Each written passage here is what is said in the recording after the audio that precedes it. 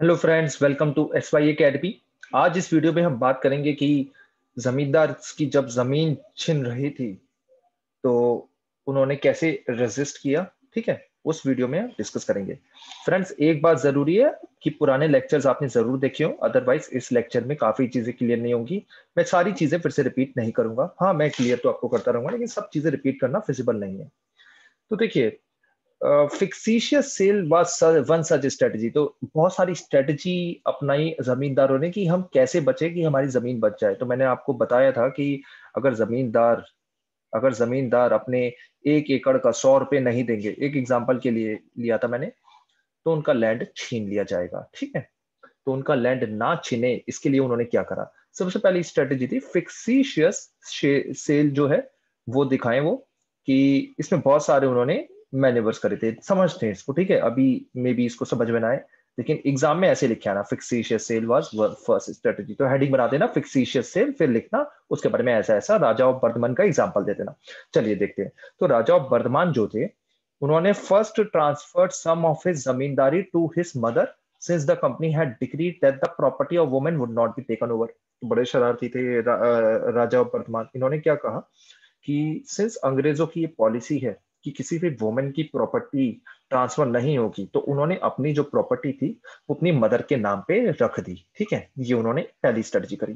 Then second उन्होंने क्या strategy करी, उनके जो एजेंट थे वो ऑक्शंस में जाके मैनिपुलेशन करते थे। ठीक है, कैसे करते थे। The revenue demand of the company was deliberately withheld and unpaid balances were allowed to accumulate. ठीक है, तो रेवेन्यू जो डिमांड थी कि 1 एकड़ का 100 रुपए दीजिए, वो तो जमींदारों ने नहीं दिया। ठीक है, और अनपेड बैलेंसेस एक्यूमुलेट होते गए, मतलब उन्होंने 80 रुपए दिया या 70 रुपए दिया, कभी कभी 0 रुपए दिया, दिया ही नहीं, तो एक्यूमुलेट होता गया। इससे क्या हुआ कि राजा वर्तमान की जब प्रॉपर्टी ऑक्शन होने लगी, तो क्या हुआ कि when a part of the state was auction, zamindar man bought the property outbidding other purchasers. तो जब इसकी जमींदारी का ऑक्शन हुआ राजा ऑफ वर्तमान की, तो जो ऑक्शन में लोग बैठे थे ज्यादातर वो जमींदार के ही आदमी थे। तो अगर कोई बिड लगाता था कि मैं 70 रुपए दूंगा, तो जमींदार के जो आदमी थे वो बोलते थे हम 71 रुपए देंगे। अगर कोई दूसरा बोलता था हम 72 रुपए देंगे, तो जमींदार का आदमी बोलता था हम 73 रुपीज देंगे। तो जैसे आईपीएल में बिडिंग होती है ना, वैसे बिडिंग। तो दूसरा बोलता था 73 तो बहुत ज्यादा, इससे ज्यादा मैं नहीं दूंगा। तो 73 बिड हो जाती थी 1 एकड़ लैंड की। तो बिडिंग भी देखिए कम हो गई दोस्तों, ऐसे। ठीक है, पहले तो 100 रुपए देने थे, अब 73 रुपीज देने पड़े। ठीक है, तो ये स्ट्रेटजी अपनाई, और ये जो जमीन थी वापस किसके हाथ में आ गई, जमीन राजा वर्तमान के हाथ में आई। तो बड़े शरारती आदमी थे राजा वर्तमान। राजा वर्तमान का एक एग्जाम्पल है, लेकिन ऐसी ऐसी स्ट्रेटजी और भी जमींदारों ने अप्लाई करी। या राजा ऑफ वर्धमान लिखा है, इसका मतलब ये बिल्कुल नहीं है कि वो किसी जगह के राजा महाराजा हैं, वो सिर्फ एक जमींदार है। तो जमींदारों के नाम ही ऐसे होते थे। ठीक है, आज भी काफी लोगों के राजा वाजा नाम होते हैं, नहीं। Subsequently, they refused to pay up the purchase money so that the estate had to be resold। तो जो परचेज मनी हुई 73 रुपीज, वो बोला वो भी नहीं दे रहे हम। ठीक है, once again this was bought by the जमींदार agent, once again the purchase money was not paid, and once again there was an auction। तो देखो, ऑक्शन पे ऑक्शन हुए जा रहे हैं, ऑक्शन पे ऑक्शन हुए जा रहे हैं। सरकार का पैसा वेस्ट पे वेस्ट होता जा रहा है। ये प्रॉपर्टी जो है एंड, ये प्रोसेस जो है पूरी एंडलेस है। स्टेट के पैसे वेस्ट हो रहे हैं। ऑक्शन वॉक्शन करना कोई आसान बात थोड़ी ना है, पूरी मशीनरी लानी पड़ती है। उसके बाद ऑक्शन करो, वो उसका पैसा भी नहीं देते थे। At last estate was sold at a low price back to the zamindar. तो जो 100 रुपए मांगे जा रहे थे 1 एकड़ लैंड के, उसकी प्राइस गिरते गिरते 50 रुपए आ गई। ऑक्शन पे ऑक्शन हुए जा रहे, ऑक्शन पे ऑक्शन। तो फाइनली विनर कौन रहा इसका? इसका विनर रहा जमींदार, है ना, राजा वर्धमान जैसे आदमी है। द जमींदार never paid the full revenue demand, and company का जो था वो अनपेड बैलेंसेस कभी रिकवर नहीं हुए, कभी रिकवर नहीं हुए। तो आपको यहाँ पे दिखेगा, यहाँ पे पढ़ लेना स्टैट्स। अगर आपके पास मतलब अपने नोटबुक में लिख लेना, ऐसे स्टैट्स लिखना हेल्पफुल रहते हैं। स्टैट्स देने से ना आपके आंसर की वैल्यू बढ़ जाती है। तो 1793 से 800 और 1801 में 4 big zamindaris of Bengal including Burdwan made benami purchases that collectively yielded as much as 30 lakhs of the total sales at the auction। 15% जो थे वो फिक्सिशियस थे। ठीक है, तो बहुत ज्यादा मतलब फिक्सिशियस सेल वगैरह कर करके जमींदारों ने खूब अंग्रेजों को बेवकूफ बनाया। तो बेनामी का मतलब होता है दोस्तों, बेनामी का मतलब अगर क्लियर नहीं होता, बेनामी लैंड आज भी होता है, इसके लिए एक एक्ट भी है। इसका मतलब ये होता है कि लैंड किसी के नाम पर है, लेकिन असली जो मालिक है वो कोई और है। ठीक है, असली जो मालिक है वो कोई और है। काफी बार क्या होता है कि इसका जो मालिक है, जैसे आपने महारानी अगर सीरीज देखा हो ना, तो एक बैंक दिखा रखा है जिसका मालिक कोई झोपड़पट्टी में रहता है, लेकिन असली मालिक जो है वो गवर्नर है ना। तो वो बेनामी लैंड हो गया काइंड ऑफ, या बेनामी बैंक या बेनामी प्रॉपर्टी, अलग अलग वर्ड यूज किए जाते हैं। तो ये दोस्तों आपको क्लियर होना चाहिए। और आगे बढ़ते हैं दोस्तों। तो ये महाराजा की फोटो दे रखी है, Maharaja Betab Chand, Mehtab Chand. When the permanent settlement was imposed, Tej Chand was the raja of Burdwan. Subsequently under Mehtab Chand the estate prospered.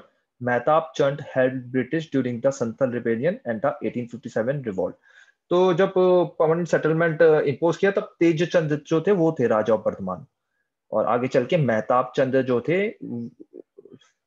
उनके अंदर एस्टेट, एस्टेट का मतलब है बहुत सारे विलेजेस, वो प्रॉस्पर हुए दोस्तों। और मेहताब चंद आगे चल के अंग्रेजों का बहुत साथ देंगे 1857 के रिवॉल्ट में भी। तो ये जो जमींदार हैं, हाँ अभी तो अंग्रेजों को परेशान कर रहे हैं, लेकिन आगे चल के काफी फायदा करेंगे जमींदार अंग्रेजों का, उनका साथ देंगे। राइट। क्योंकि मैंने आपको पहले भी बता दिया था कि अंग्रेजों की स्ट्रेटेजी क्या थी, कि जमींदार उनके साथ ही रहे, उनके लिए लॉयल रहे, है ना, ये एक स्ट्रेटेजी थी। There were other ways in which zamindar circumvented displacement. एक और तरीका था कि जमींदार अपनी प्रॉपर्टी बचा पा रहे थे, वो था when people from outside the zamindari bought an estate at an auction, they could not always take the possession. तो जैसे Z1 की प्रॉपर्टी है, Z1 की एक L1 मतलब लैंड वन प्रॉपर्टी है, ये Z2 ने खरीदी जो बाहर का आदमी है, ठीक है ना। तो क्या हुआ, जब ये पैसे वैसे लेने जाता तो Z2 की पिटाई कर दी, Z1 ने पिटाई करवा दी है Z2 की, तो Z2 की प्रॉपर्टी हो ही नहीं पाई। तो यहीं पे पढ़ते हैं वो चीज, when people from outside the zamindari bought an estate at an auction, they could not always take the possession. At times their agents would be attacked by lathiyals of the former zamindar, sometimes even the riots रैयत registered the entry of the outsider. तो ये L1 की जो रैयत है, जो किसान विसान है, उन्होंने बोला कि हम तो सिर्फ Z1 को ही पैसा देंगे, Z2 को पैसा नहीं देंगे। तो स्ट्रेटेजी बता रखी है दोस्तों। एक स्ट्रेटेजी हमने ऊपर पढ़ी, बेनामी फिक्सिशियस सेल वाली। दूसरी स्ट्रेटेजी ये रही कि अगर Z2 को जमींदारी मिलेगी तो Z1 परेशान करेगा, रैयत नहीं देंगे। रैयत क्यों नहीं दे रहा पैसा Z2 को? क्योंकि रैयत और Z1 का अच्छा रिश्ता पहले ही बना हुआ है, क्योंकि वो सेम गांव में रहते हैं। ठीक है, Z1 और L1 में ये जो पीजेंट्स हैं, है ना, जो पीजेंट्स हैं, मैंने पहले ही बता रखा है, एक जमींदार के अंदर बहुत सारे विलेजेस होते हैं, उन सबको मिला के एक एस्टेट बोलते हैं। तो सब जो विलेजेस हैं, उसके जो किसान हैं, उनकी अच्छी रिलेशनशिप है Z1 के साथ। तो Z1 जो है उसको सफिशिएंट रेवेन्यू मिला ही नहीं, तो वो अंग्रेजों को नहीं दे पाया, वो अंग्रेजों को नहीं दे पाया, इसकी प्रॉपर्टी सेल हो गई। सेल होकर Z2 को मिली, लेकिन जब Z2 पैसे लेने आया तो रैयत ने देने से मना कर दिया। क्यों? क्योंकि Z1 अच्छा आदमी है, उनके गांव का आदमी है, उनकी कास्ट का आदमी है ना। काफी बार ये भी हुआ कि Z1 ने पिटाई करवा दी Z2 की, तो Z2 अगली बार आया ही नहीं। तो अब एक और चीज समझिए कि परमानेंट सेटलमेंट शुरू में तो बड़ी परेशानी थी, लेकिन एंड में सिचुएशन अच्छी हो जाएगी।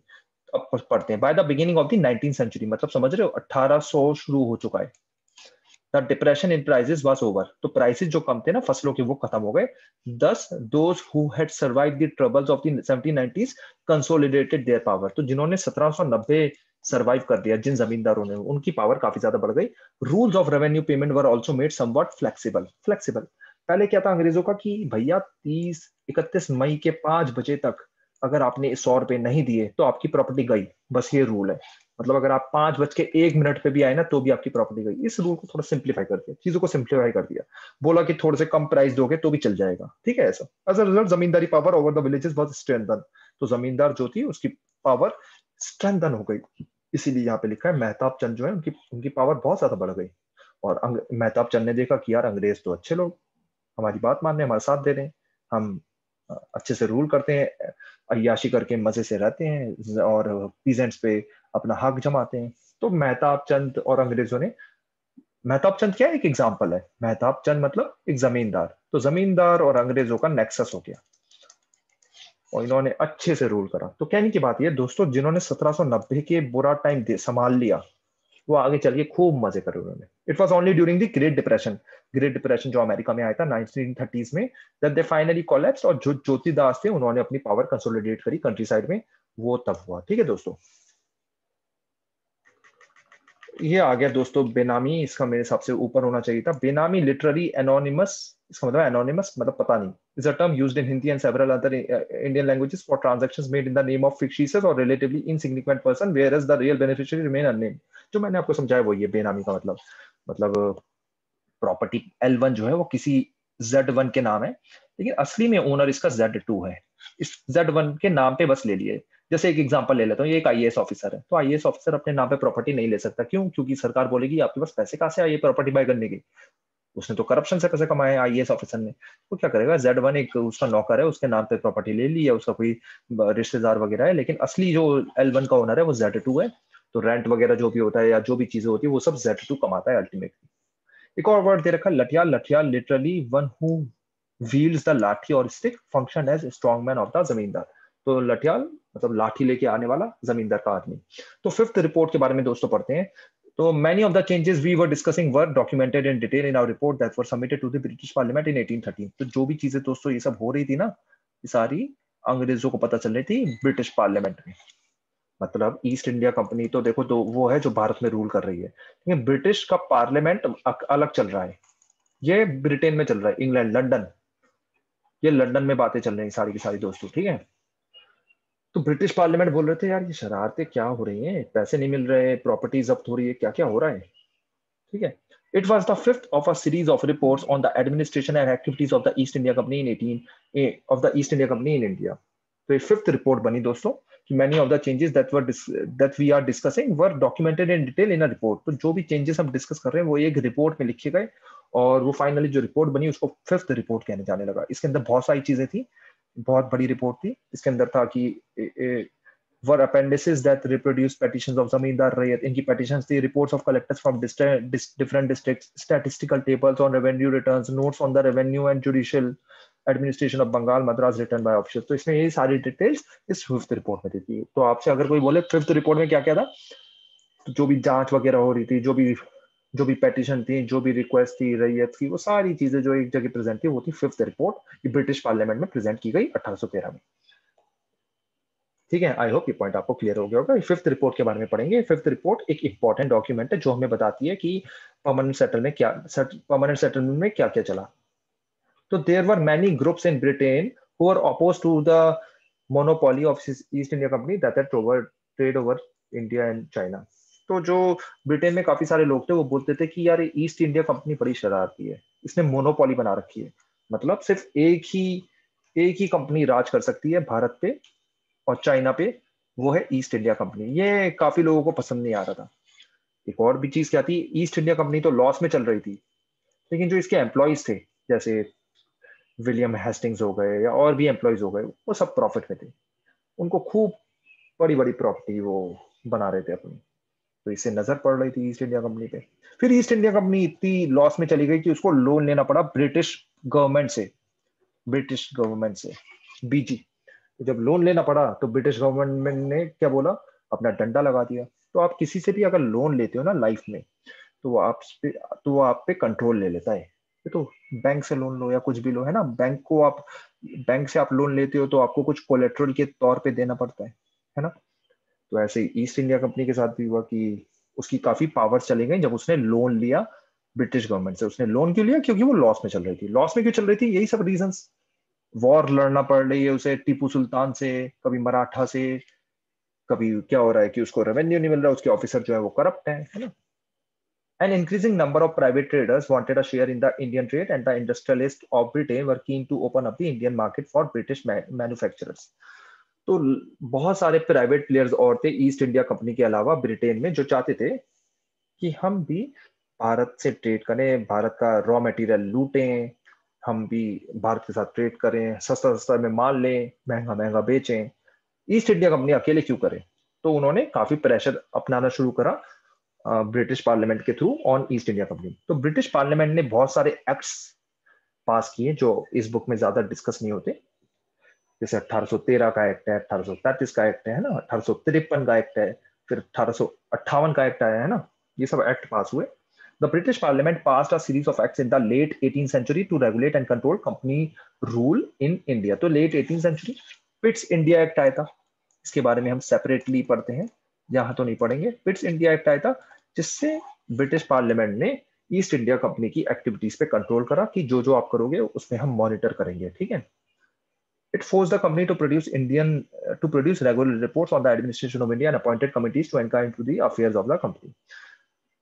तो ये जो एक्ट्स है काफी सारे, इन्होंने बोला कंपनी को कि आप एक तो अपनी रेगुलर रिपोर्ट दिया करो हमें, आपका जो एडमिनिस्ट्रेशन चल रहा है इंडिया में, और बहुत सारी कमिटीज बनाई जो इंक्वायर कर रही थी इस कंपनी के वर्क पे। फिफ्थ रिपोर्ट क्या है? Fifth report was one such report produce by a select committee. तो सिलेक्ट कमिटी ने एक रिपोर्ट बनाई जो प्रोड्यूस करी कि इंडिया में ईस्ट इंडिया कंपनी का काम कैसा चल रहा है, उसकी शरारतें क्या क्या है। It became the basis of intense inter parliamentary debates on the nature of East India company rule in India. तो बहुत ज्यादा डिबेट हुए इस पे ब्रिटिश पार्लियामेंट में। समझने की बात यह है कि इंडिया एक सोने की चिड़िया थी, खूब लूटो उसे, उनका अंग्रेजों का पर्पस ये था, लेकिन सिर्फ ईस्ट इंडिया कंपनी क्यों लूटे, सब लूटेंगे, है ना, ये मानना था उनका। The ruin of palaces are a visible sign and of the end of an era. Satyajit Ray की famous film Jalsaghar on decline of the aristocratic zamindari style of living was shot in Andul Raj palace. तो ये अंदुल राज पैलेस है, ये नीचे जो बना हुआ है, कभी आपको मौका मिले तो विजिट करना इधर, ठीक है। अंदुल राज पैलेस, ठीक है। तो ये चीजें हैं। कहां पर है अंदुल राज पैलेस? कमेंट सेक्शन में लिखो। अंदुल राज पैलेस कहां पर है? कमेंट सेक्शन में लिखो। बिना देखे कोई लिख सके तो बहुत बढ़िया है, गैस मारो और लिखो। लेकिन एक चीज दोस्तों आपको समझनी होगी कि जो फिफ्थ रिपोर्ट सबमिट करी, ये उन लोगों ने सबमिट करी है जो ईस्ट इंडिया कंपनी से नफरत करते थे, जो चाहते थे कि ईस्ट इंडिया कंपनी का रूल खत्म हो जाए। तो इसलिए अगर हम फिफ्थ रिपोर्ट को आज पढ़ते हैं तो हमें समझना होगा, हाँ इसके रिकॉर्ड बहुत इंपॉर्टेंट है, लेकिन इसको ऐसे ना पढ़े कि हाँ इसको मान लिया कि जो बाइबल की तरह मान लिया, या कुरान की तरह मान लिया, या किसी वेद की तरह मान लिया कि जो लिखा है वो सच है। हमें इसको क्रिटिकली एनालाइज करना जरूरी है। एज हिस्ट्री स्टूडेंट ये आपको सबके लिए नोट करना चाहिए, इवन इवन रिलीजियस टेक्स्ट को भी आपको क्रिटिकली एनालाइज करना चाहिए। तो इसलिए फिफ्थ रिपोर्ट को भी हमें क्रिटिकली एनालाइज करना जरूरी है। इसमें ईस्ट इंडिया कंपनी की ज्यादा बुराइयां करी हैं, ज्यादा जमींदारी इधर उधर दिखाई है कि हाँ जी सब जमींदार परेशान थे, ये थे वो थे, जिससे ईस्ट इंडिया कंपनी का रूल और कब्जा भारत पे कम हो। यही लिखा है यहाँ पे कि recent researches show that the arguments and evidence offered by the fifth report cannot be accepted uncritically।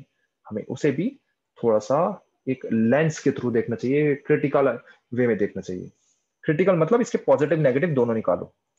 Researchers have carefully, अब ये समझने की कोशिश करना आप, researchers have carefully examined the archives of various Bengal zamindars and the local records of the district to write about the history of colonial rule in rural Bengal। तो अब क्या किया रिसर्चर्स ने, जो आजकल रिसर्च करते हैं कि हिस्ट्री एक साइंस की तरह है, मैं हमेशा बोलता हूँ, ऐसा नहीं है कि हाँ एक हो गया मान लिया वो।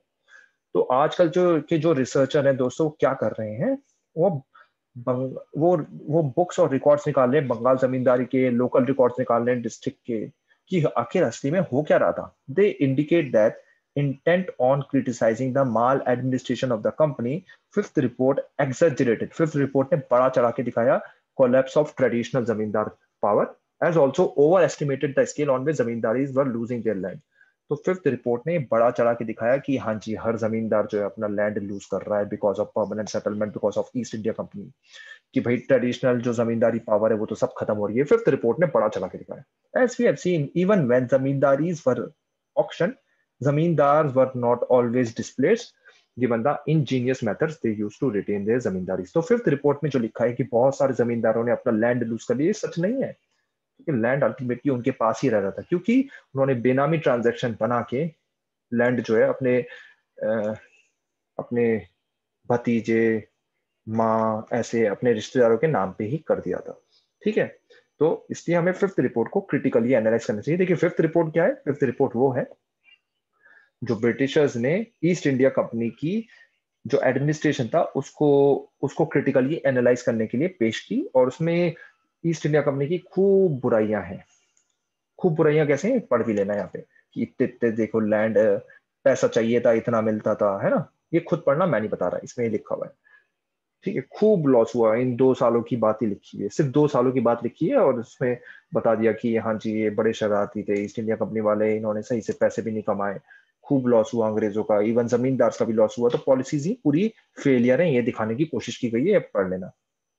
तो लिखा हुआ है revenue was not realised with punctuality and lands to a considerable extent were periodically exposed to sale. ठीक है, उसके बाद इन्होंने एक अच्छे से एग्जांपल्स भी दे रखे हैं।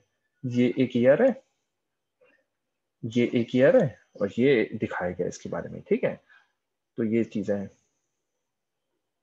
The dismemberment of whose states at the end of each succeeding year threatened them with poverty and ruin. मतलब गरीब बन जा रहे थे जमींदार, and in some instances presented difficulties to revenue officers in their efforts to preserve undiminished amount of public assessment. यहाँ पे एक क्वेश्चन ये दे रखा है, from the tune in which the evidence is recorded, what do you think is the attitude of the report to the facts narrated?